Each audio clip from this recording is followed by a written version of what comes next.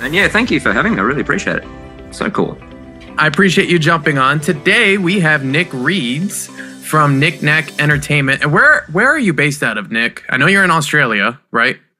Correct. Yeah, at the Gold Coast, which is a beautiful part of the world. It's where I choose to live in Australia. I don't live here because I have to. I live here because I want to. It's really good. It's one of the entertainment, I guess, and wedding meccas of the Gold Coast or of Australia as well. There's a lot of people fly in from not only interstate or around Australia, but from all around the world. We get people flying to the Gold Coast to have their weddings. Usually when people think of Australia, it's typically either Sydney or the Gold Coast. Let me ask you this, because I'm looking at your website and it looks really freaking clean. How long ago did you create Nik Entertainment? Oh, geez. We've been going since, I think, 2008. Okay. Yeah, so quite a while now. We've been cracking on for quite a bit of time now. And you are also a musical performer too, right? So you DJ and then you also play guitar? Yes, yeah. And also a little bit of magic as well, a bit of close-up magic. So. Since you began Nik Entertainment, what have been some of the most valuable avenues as far as you have found for like marketing your business, getting your business out there, getting more events, stuff like that? Yeah, good question. In fact, I was thinking about this a lot last night. What I'd love to share with people is, I guess, my ideas. And because this is kind of a new adventure for you as well, Tony, you've only just started this, haven't you? I thought it'd be really cool to share with people my ideas on marketing and give some foundational stuff that you build on top of, because there's no point going into the advanced side of marketing and advertising and all that unless you've got a good foundation to build on. So I thought I'd share some of that foundational stuff, if that's okay, Tony. Yes, please. Sure. So feel free to interject anytime you want with any questions too, of course. So, hey, it's your show, not mine. It's our show. It's our show. This one, fantastic. So you always need to start with questions if you want an answer. And those questions are who, what, why, where, how, and when. Now, thinking about all those questions, I discovered that probably 4 out of the 6 of those are marketing questions, not advertising questions. And people get confused about advertising and marketing. There is a massive overlap. My definition of marketing is almost the background work. Marketing doesn't cost you anything other than time and thinking. Advertising is what costs you. Advertising is kind of more the active side of marketing. Marketing is a lot of the thinking about what it is that you're actually doing. So those 6 questions, who is a marketing question, I believe. What, I believe, is a marketing question. Why and when are all marketing questions. And I'm going to delve a little bit deeper into those. The only 2 that I really believe is advertising questions is where and how. The first point, I believe, in any foundational marketing exercise for anybody's business, and I don't care if someone's just starting out and it's their first week in business, or if they've been in business for 20 years, some people haven't done this. They haven't done this exercise. So even if you're listening to this and you've been in business successfully for 20 years, just still do this, because you might discover, maybe we could pivot here or do something a little bit different. The first point you need to address is, first, know what are you selling? What are you really, really selling? Now, a lot of people go, well, I know what I'm selling. I'm a DJ. I'm selling my services to turn up and play music. But it's deeper than that. That's not what you're really selling. People don't buy services or products. They buy based on emotion. So what emotion are you selling to your clients, or what emotion are you trying to? A good example of that, and it's always easy to come to cars because everybody knows cars, and when it comes to cars, there's only a few things that people will want to buy on, and that's, safety. Is it a safe car? Is it economy? If they want a car that's really cheap to run around, or is it a luxurious car? See, Mercedes-Benz, they sell cars. We know they sell cars, but that's not what they're marketing. That's not what they are just saying. Hey, they're selling luxury. They're selling the extras. 100%. That's exactly right. So, yeah, and I think that goes across to the DJ world too. Are you a budget DJ? Are you there for people who are living paycheck to paycheck? They want an event and they want it cheap, and maybe that's your niche. Are you selling luxury? Do you promise to be the best? You might turn up in a tuxedo and everything just looks absolutely schmick. Perhaps that's your niche. Perhaps it is safety. And when I say safety with DJ, I mean that guarantee. You turn up, we've never let you down. We will be there on time. We guarantee that. Are you selling the comfort for the people? Are you selling the peace of mind so that they can rest easy at night? So it's really, really important, I think, to address the first point is, what is it I'm really selling? And get away from the gear. It's not your gear. You're not selling your gear. You're selling you, if that makes sense. And it kind of comes back to the conversation where DJs will kind of sell themselves based on the gear that they use. And we see that a lot in the DJ industry, where DJs will, tout their sound system and the equipment. I always tell people that if you can sell on the result and attach an emotion to it, right? Like, especially some of the DJs that are a lot more proactive as far as like a lot of the planning goes, with like communicating with different vendors, that's a real pain point for a client that they can push on, that they can kind of speak to. And I don't know if you saw the document that I uploaded into the DJ marketing school, but I actually uploaded a document, I think like yesterday or 2 days ago. But it's a discovery session sheet, and that sheet and that entire document, going through and filling it out, even just having something written down, it asks you all of those questions, like, what are you selling? Excellent. What sets you apart? And it's a really valuable. I go through and I do it once a year, because, well, I've done it twice because I started my business 2 years ago, but I plan to do it once a year because every year, who I am serving is going to be different. So my messaging needs to be different. The way that I speak to them, the way that, my brand looks and feels needs to be a little different based on that specific clientele that I am going after. So I love that you mentioned that. That's great. I didn't see that document. So it sounds like we're on the same train of thought, which is fantastic. And this video, if you want to download the document and watch this video, hopefully they tie together well, and we're on the same path, which is fantastic. Yeah, that's a good idea. I want to touch on that point too, which I've seen so many times. Inexperienced DJs or even experienced DJs, and this is not one of my 3 points that I'd like to go through, but it's a sub point, is don't sell your gear. Like, I've seen it so many times. And again, I'll come back to the car analogy. Maybe 1 in 100 people who are buying a car are car people. They know cars, they understand how I have no idea, but there's bits and engine parts, and there's horsepowers and kilowatt, and there's whatever. The average consumer doesn't care about how many liters the engine is, how much horsepower it has. They care about whether or not it's safe, it's comfortable, and they like it, essentially, if it looks cool, I guess, maybe. Exactly. And even there, it depends. If I'm going for a car, if the car salesperson is telling me, hey, this car it's got 500 horsepower and it's got so many gigawatts of influx capacity. I don't know what cars are, but I'm hearing white noise. It means nothing to me. But if he instead took the time to go, what's important to you? I go, well, I've got a wife and kids. It's safety. I'm happy to sacrifice economy and luxury if I know it's safe. Now, that might be completely different to somebody else. If they take the time to find out what is important to you, they might find that, economy. Mate, I'm living paycheck to paycheck. I'm happy to sacrifice safety and luxury for economy. And somebody else might want luxury, whatever it is. So it's really important to make sure that you find out, well, what is it that you want? And your service might not match that person. There's no point somebody who's living paycheck to paycheck looking for a car and the salesperson's just trying to hammer them in on a Mercedes. It's not going to happen. So your business, wrong person. You need to know who you are, what you're selling for a start, and then later on we get to your who is the big one too. So yes, don't sell your equipment. In fact, I don't even mention my equipment. People don't ask.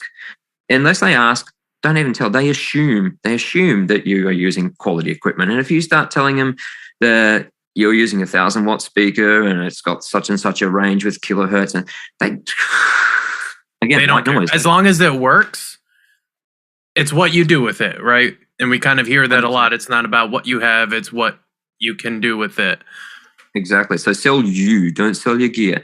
The second point of the marketing foundational things that I thought about was the why. And the why is, why are you different?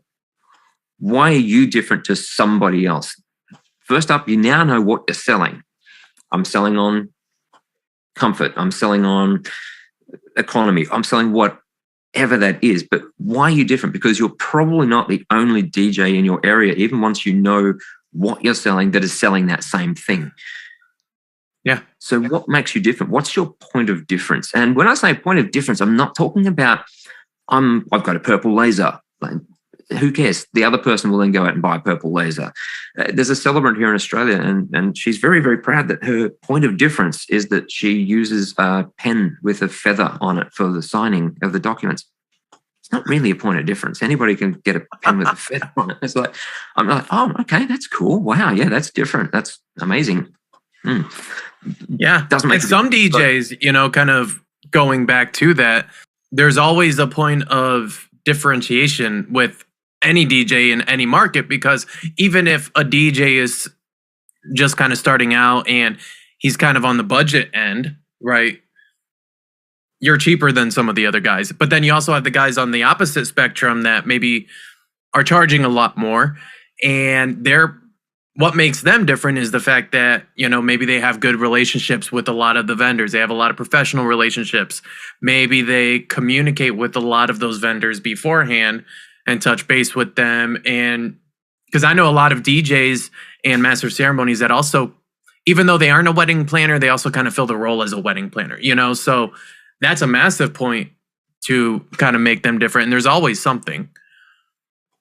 Absolutely. Yeah, that's it. Exactly. You can say, look, why am I different? Well, I actually help you plan your event, unlike maybe some of my competition who just pretty much just say, well, send me a list of your songs and I'll turn up and play them.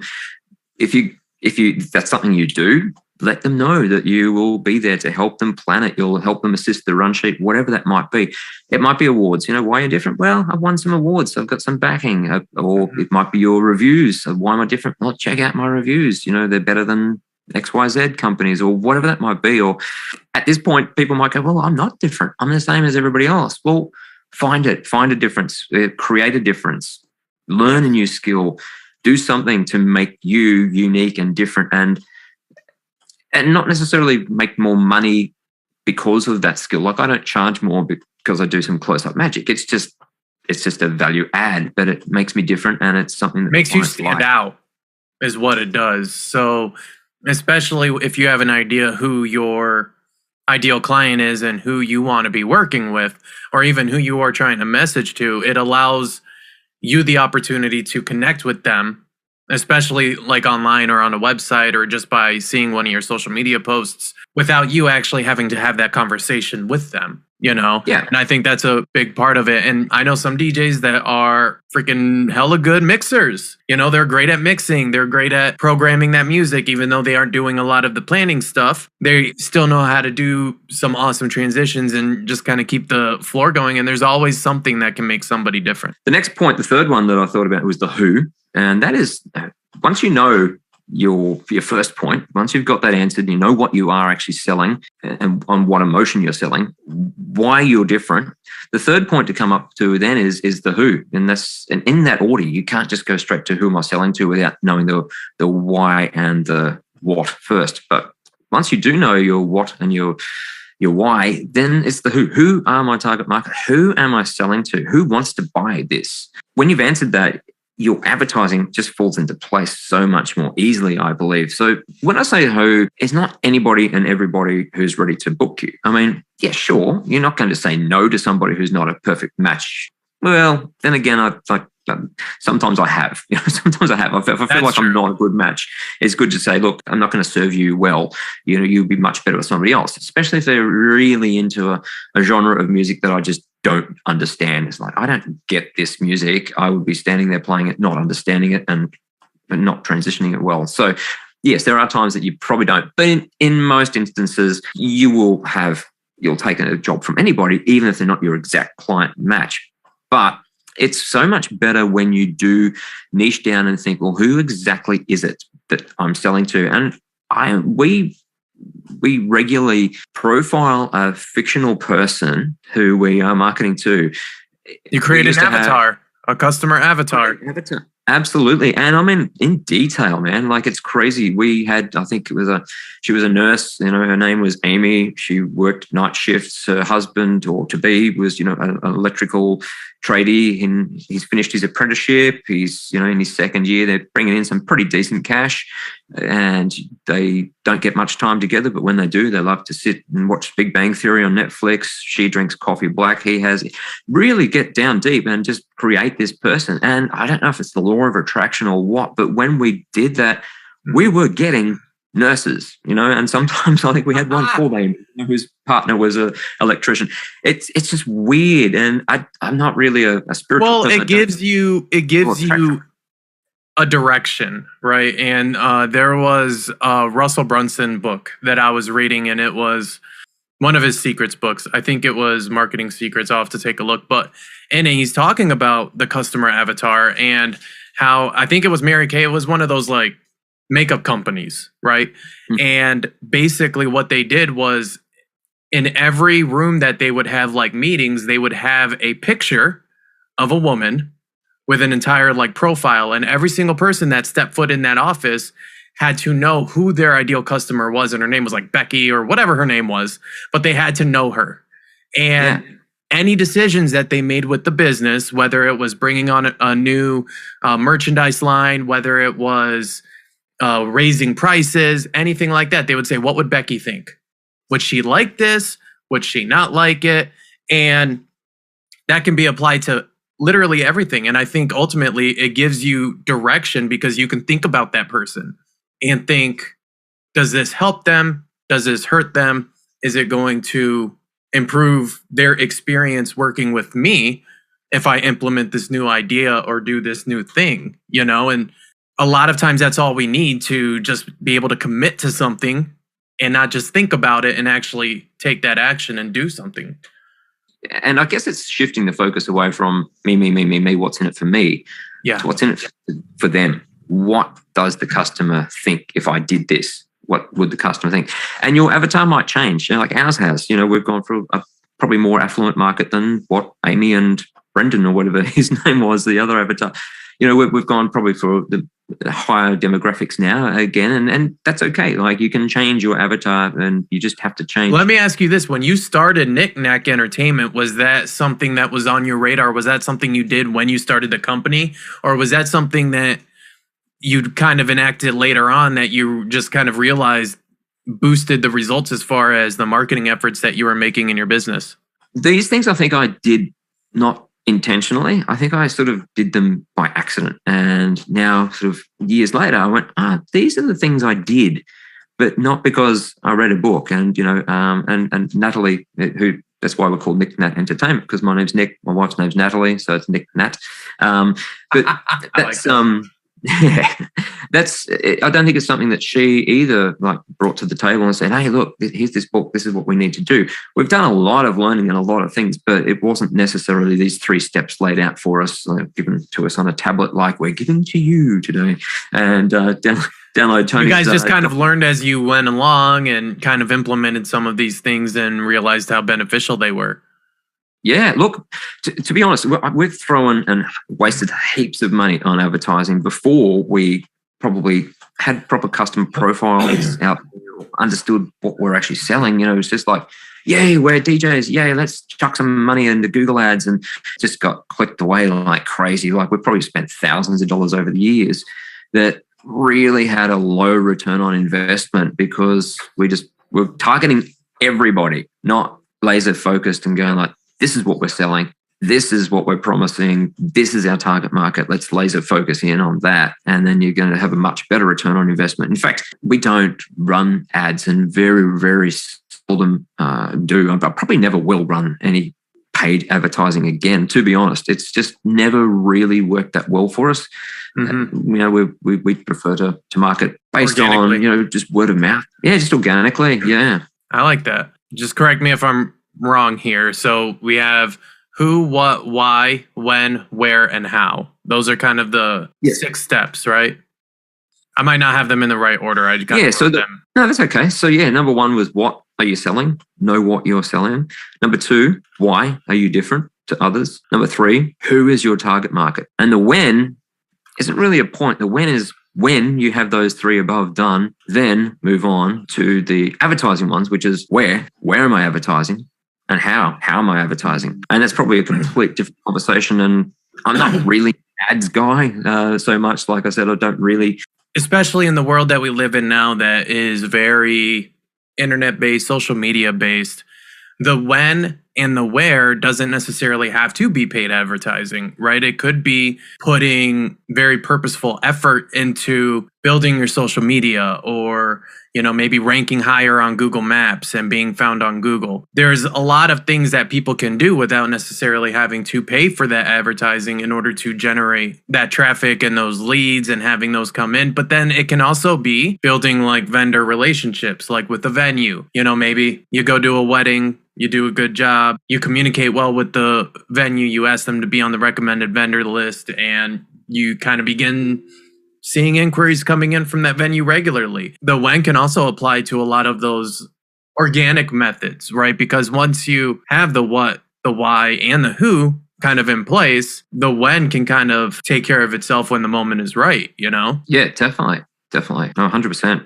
Where do a lot of your leads currently come from as far as the leads coming in for different weddings and events like that? Yeah, good question. We do rank really well on Google organically, which is fantastic. We're number one for most of our keywords, which is good. So definitely that's probably our biggest source of leads. And they're kind of cold leads though. They're not, when I say cold, I mean, they're warm because they've gone to the website. They've obviously expressed interest. I think the warmest ones are the ones of people who have already seen you at someone else's weddings. And I get a few of those, they're like, yep. When you say, well, how did you find out about us? Which is a great question. Always ask that. Don't just assume that they found you on Google, wherever you're advertising. Always ask that question. So how'd you find out about us? Because sometimes the answer is, oh, well, I saw you at my cousin Jeff's wedding. It's like, oh, great. And that's fantastic because if they've already saw what you do and if they've seen how you do what you do, they're easier to convert into a sale because they already love what you do. They've seen it. And otherwise they would have went, oh my God, I'm not that guy. Like, let's. This is what I don't want for my wedding. Exactly. That's right. I'm sure I get that a lot too.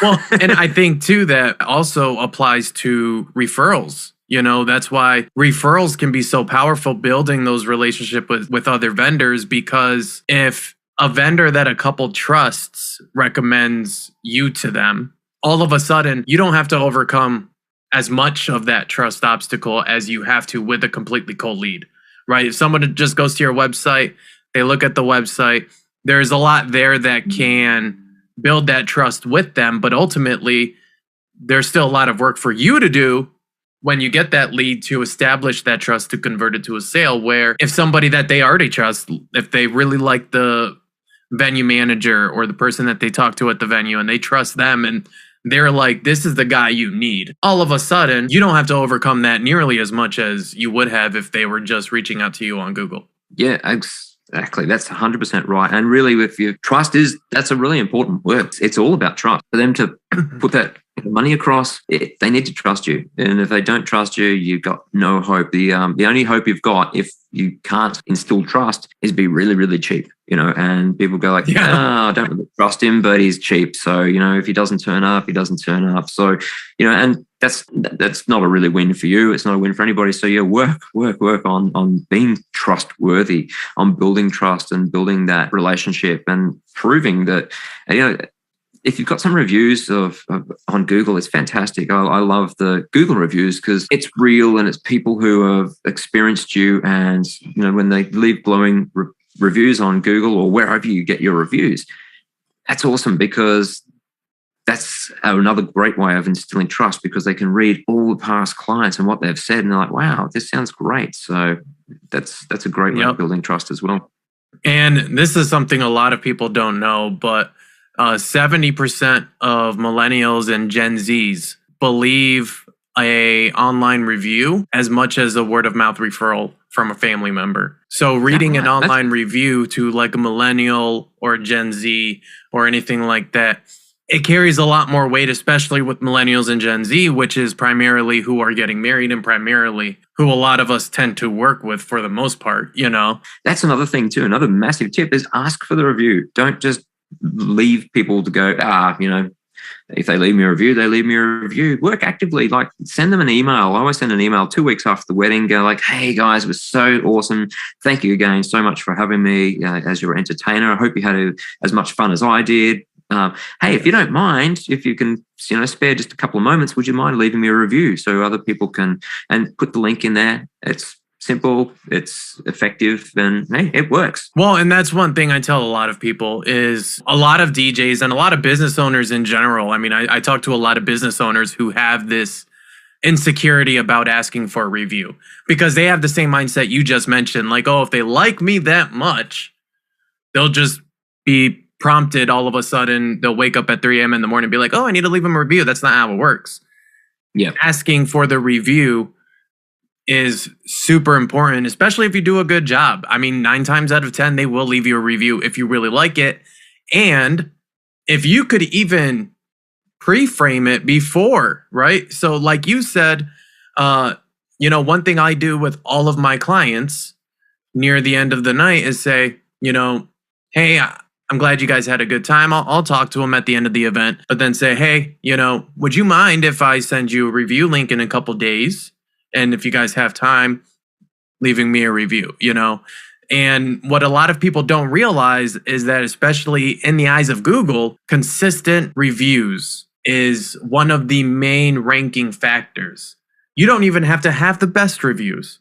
It doesn't matter if you get like 5 4-star reviews, you know, as long as you are getting consistent reviews, Google looks at that and says, hey, this business is ranking for this specific keyword and people are mentioning it in their reviews and people are leaving them reviews. So we are going to put them above competitor X or competitor Y, whatever it is, you know? So reviews, you know, it's a very inexpensive way.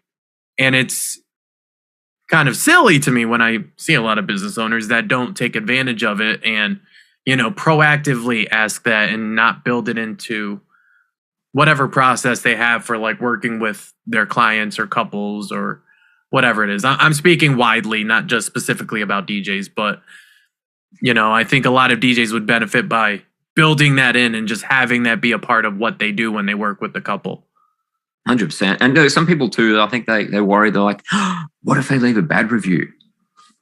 What if they leave a bad review? You know, just if you trust what you're doing and you've honed to what you're doing. If that's your only review, you have something to worry about. Yeah. But for the most part, you know, especially if you have 20 5-star reviews and 1 1-star review, you're not going to lose any juice with Google over that, over 1-star review. Google still see that as a plus point because you got a consistent review. And most of the couples that see it are going to be like, oh, well, they understand people, right? Like not everybody can be pleased all of the time. So don't let it paralyze you. You know, you should still ask for the reviews consistently, but you could definitely tell that you do, man. I mean, just looking at your Google, you know, and some of the other platforms that you're on, you know, you've got a lot of reviews out there, which is freaking awesome because it's cool. And not everybody leaves a review, obviously, you know, and you can't expect that. But the ones that do leave a review, usually I believe there's a psychology of leaving a review. It's going to gravitate naturally towards either mostly good or mostly bad, depending on the job you do, because someone who's really pissed off and angry will leave a review because they're really pissed off and angry.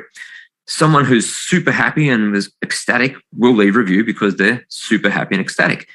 The ones where they're like, nah, it's okay, they're not motivated to go, I'm going to leave a review. So you're probably not going to get, you know, too many 4, 3, 2-star reviews, you know, unless you're going to get 1s or 5s mostly. I had one person leave a 1-star review once. It was really funny because, and the reason it's funny is because I didn't do her event. And the reason I didn't do her event, It's not because I didn't turn up. It's because she was really angry that I wasn't available on her date. Like, she made an inquiry. I was available at that point. She messed around and thought and dilly-dalled. And in that meantime, like 3 weeks later, she came back and said, look, yeah, we've decided we'll book you. I said, look, I'm sorry, somebody else has now. Thanks. Straight to Google, left me a 1-star review. He said, I can't believe this guy. He won't do my wedding. He refuses to do it. I'm like, so anyway, we went through. I'm a one-man show. Yeah, he finally removed it. I said, look, can you see how this isn't fair? Yeah, no kidding. That's funny, though. Now, other than a lot of, the 6 things you mentioned, the what, why, who, when, where, how, making sure you ask for reviews. Is there anything else as far as some of the things that you have had success with in your business for getting leads and building your business and getting new events?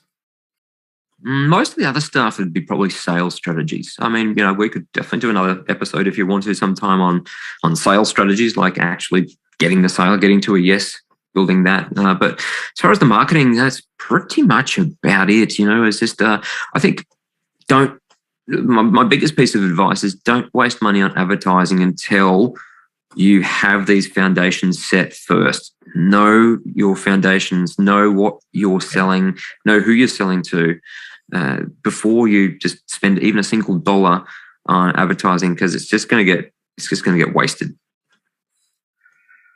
Beautiful. Well, I definitely appreciate you jumping on with me, Nik.